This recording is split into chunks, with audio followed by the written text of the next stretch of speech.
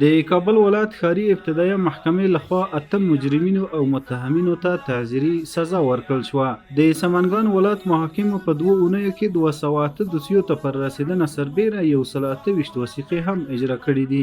د پروان ولایت محاکمو په 2 اونیو کې 150 دوسیو ته پر رسیدنه سربیره 142 وثیقې هم اجرا کړي دي. په فاریاب ولایت کې 3 مجرمینو ته تعزیري سزا ورکړل شوه. په ننګرهار ولایت کې 14 مجرمینو ته تعزیري سزا ورکړل شوه.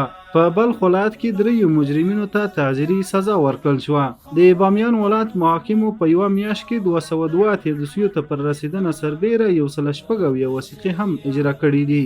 د جوزجان ولایت محاکمو په 2 اونیو کې 194 دوسیو ته پر رسیدنه سربیره 220 وثیقې هم اجرا کړي دي. د غور ولایت محاکمو په 2 اونیو کې 442 دوسیو ته پر رسیدنه سربیره 118 وثیقې هم اجرا کړي دي. په هرات ولایت کې 3 متهمینو ته تعزیري سزا ورکړل شوه. د میدان وردګ ولایت محاکمو په یوه میاشت کې 259 دوسیو ته پر رسیدنه سربیره 115 وثیقې هم اجرا کړي دي. د کندوز ولایت محاکمو په یوه میاشت کې 816 دوسیو ته پر رسیدنه سربیره 455 وثیقې هم اجرا کړي دي. د هرات ولایت محاکمو په یوه میاشت کې 1516 دوسیو ته پر رسیدنه سربیره 1414 وثیقې هم اجرا کړي دي.